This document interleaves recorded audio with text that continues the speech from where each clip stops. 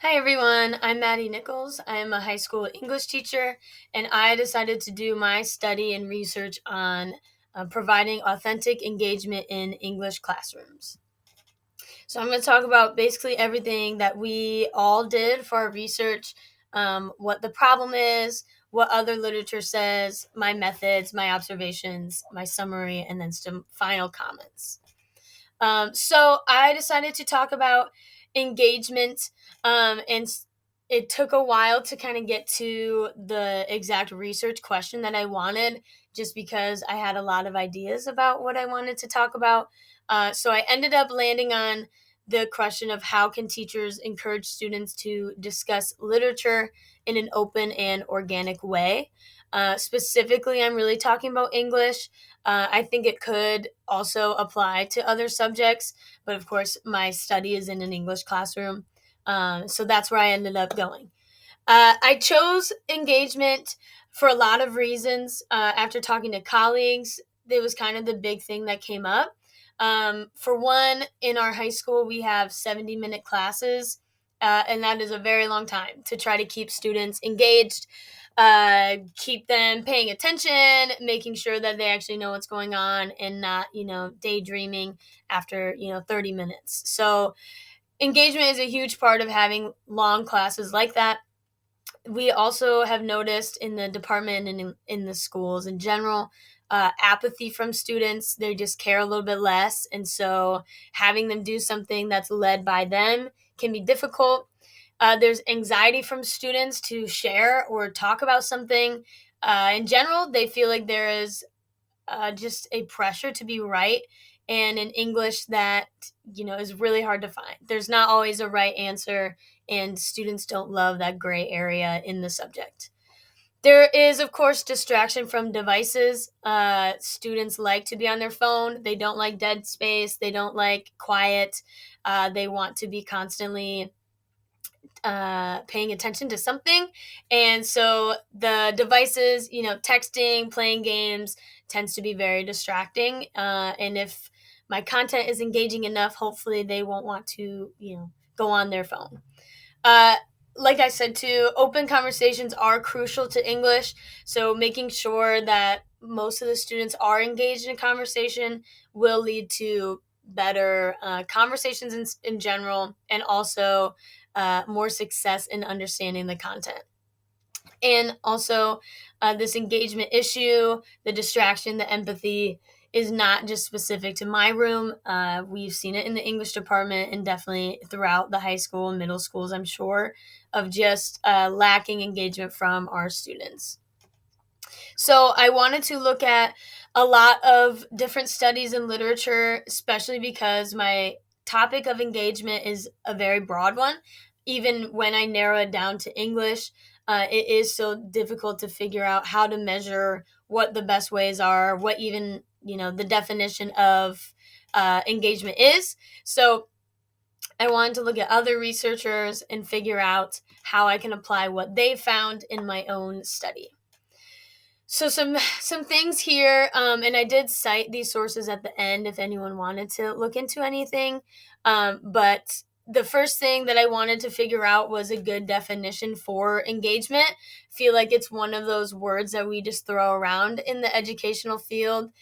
So the one that I landed on was that engagement is an active state of responding to a class through focused behavior, emotion, and cognition. So they're looking like they're paying attention, they're emotionally involved, right? They're reacting, they're looking at me, and then cognition of they're using their brains, they're trying to think harder, they're trying to understand what is going on. For the same study, they talked about three different teaching styles, which is connective, like connecting to the content, connecting to the teacher and to the students, being rigorous, and then as a teacher, being lively. So having lessons that are engaging in general, or at least like fun, inviting for students. And so I used all those ideas in my own study as well. Other studies talked about how important it is to build relationships and relevance among all factors in the classrooms, teachers, students, and content. So making sure all three things are kind of taken into consideration instead of maybe one or two. Utilizing peer feedback, which is important in my studies, I'll get to, and having the affinity space theory, which is fancy words for just saying that groups of students feel comfortable in the group that they're in. So my students sit in clumps of 3 to 4 students, and to making sure to provide that space of comfortability where students will be willing to share to each other is a huge thing to consider as well. And then how to measure engagement part is through behaviors and how involved they are, what their reactions to the class or content are, and then what their investment is in general, right? Are they going above and beyond? Are they doing the bare minimum? Are they doing nothing at all? What is their investment in their conversations and in class in general? So again, creating groups and safe spaces are really important. Being aware of just social class and friend groups and academic performance and attitudes were really important in my own study because I wanted students to want to talk. I didn't want them to be in groups with strangers talking about things that might feel vulnerable. So I tried to make sure that every student had at least one person in their group that they were comfortable with, that I knew that they knew already. And then I really like this as well. The 5 requirements for successful group work include having high expectations as a teacher, creating that environment, as I said, providing enough time, which was a good reminder to not rush through that sacred time of, peer discussion, utilizing some direct instruction, and then scaffolding that student participation. So not going right into, 15 minutes, it's all you, talking student led, and instead kind of scaffolding and showing them how to do it first. So then I considered all these things and put it into my method and my setup for this study. And what I ended up deciding was to compare 2 of my different hours in the day. So I was going to compare my 3rd hour English 11B with my 4th hour English 11B. And just to give you a general idea, I have 27 students in my 3rd hour. That ended up being my control group. So they're more teacher led. They're my first hour of 11B of the day. And so they are more, me leading, me trying to figure out the lessons, going through the motions with them. For that group, like I said, there's 27 students, 18 males and 9 females. And then my 4th hour, I would reflect, make some changes, and 4th hour would be the experimental, more student-led group. And this one has a little bit more of an equal balance between males and females, with it being 14 males and 13 females. As far as data sources, what I ended up doing as well was picking 6 students from each hour, so 12 total that I would be looking at and reflecting on, as I'll show in a second. So I picked 2 who were rarely engaged in the first few weeks, 2 who are sometimes engaged, sometimes not, depending on the day, and then 2 who are consistently engaged, always paying attention, always willing to talk, raise their hand, all those sorts of things. And so while I gathered evidence, I did that during a 3-week unit in English 11B, which was all about modernism and kind of preparing for The Great Gatsby. And I took a variety of information from each hour. So I wanted to think about my approaches, the students, and the lessons in play. So what was going on, what led to more conversation, what might have dulled the conversation. So I looked at discussion notes. So while students talked, I walked around and listened and took notes. I rated the 12 students that I mentioned on engagement. So I ranked them from off task to deeply involved. So the worst one would be off task, then passive participant, where they're, maybe paying attention, but they're not really trying. They're not super engaged. Active participant is like they are involved, they're trying, and then deeply involved is, they're digging into the text, they're finding information, they're going above and beyond to help their peers. I also looked at student work, so how they did on their assignments, how thorough they did, if they used text, if they used real examples, or if they did the bare minimum. Formative assessments as well, how well did they perform there? And then my reflections on the lessons, on the atmosphere, on the classroom. So I just reflected on anything that stood out to me. If, it felt like a good day, if it felt like I was really having to push students through, that sort of thing. When I was creating this, of course, I knew there were going to be some difficulties. There's obviously a chance that I missed some conversations while walking around, that I, might have been talking to a different group and missed something really good. There's a possibility that I thought a conversation was off task or a student was off task, but it was related somehow, and I just missed that connection. There is a chance that the students that I chose might not accurately represent the whole class. And as always, anything to do with teenagers, is reliant on them, and they can be inconsistent just based on sleep, attitude, how busy they are, that sort of thing, too.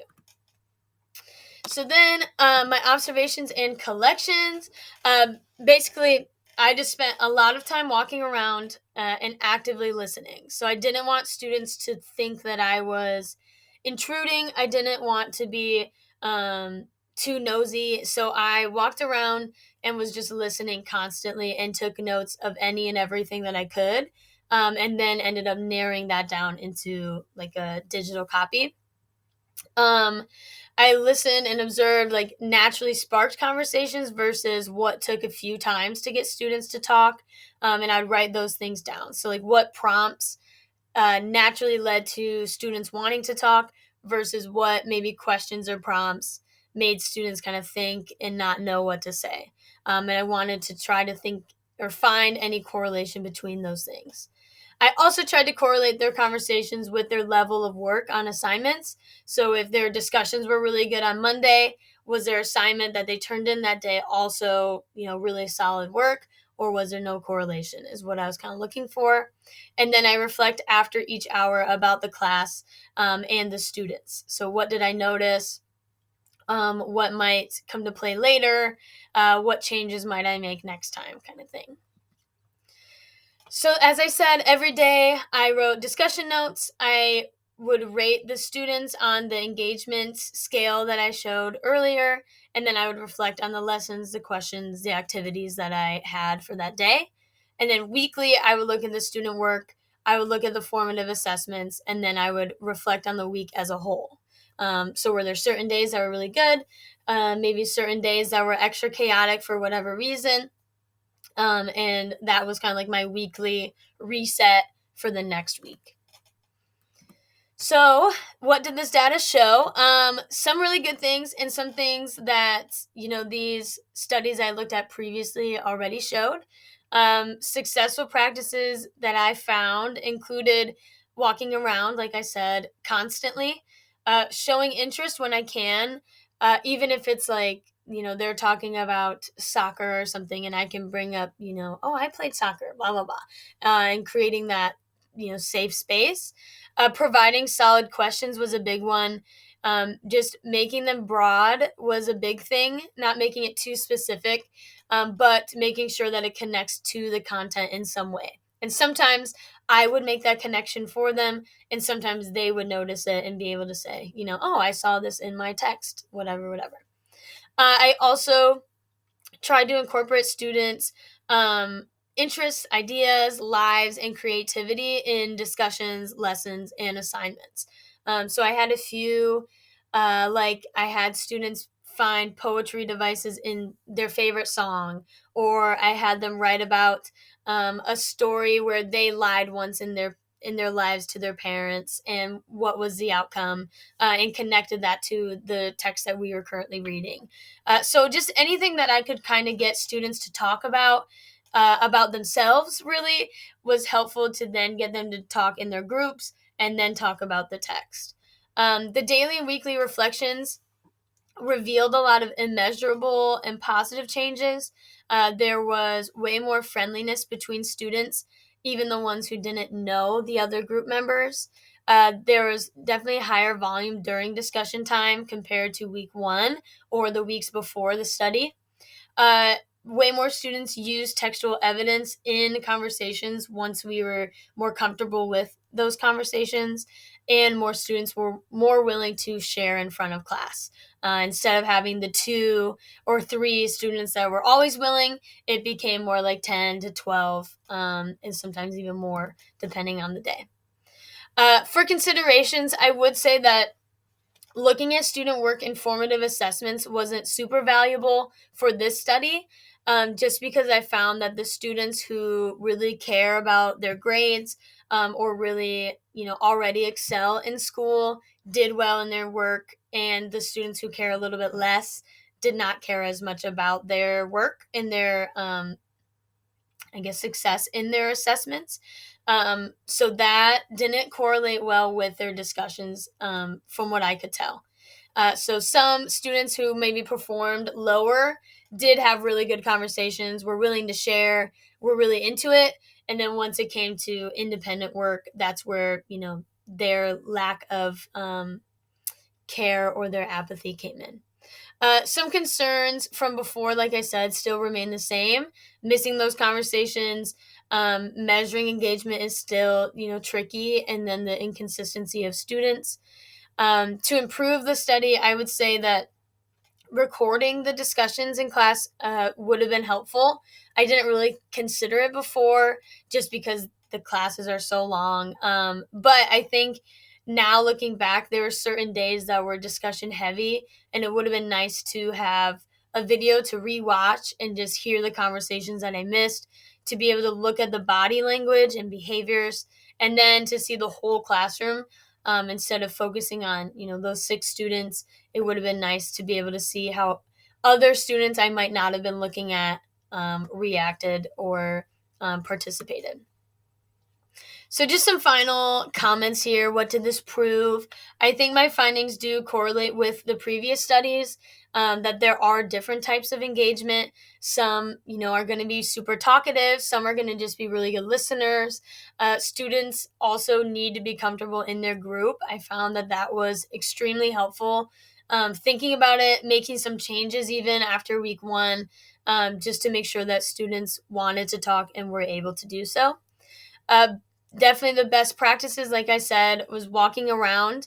Sometimes I find myself even wanting to just sit and maybe read the text while they're reading it, or something like that, or working on something else while they're talking. And so just walking around the classroom and actually listening is really good and helpful when looking at engagement. Utilizing those broad but really intentional prompts to discuss, and being willing to incorporate student interests, lives, and creativity. And some of that really does include just being willing to adapt to whatever they're willing to share, and going with the flow, and trying to add on to whatever they're saying. Uh, Ultimately, engagement in English classrooms with text is definitely possible. Like I said, you need to be adaptable.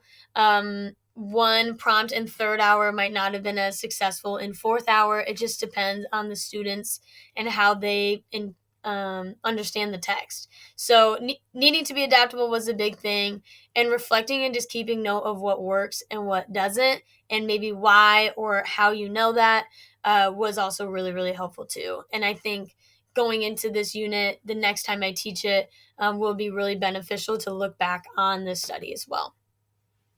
And that's all that I got. These are my works cited if any of those things sounded interesting.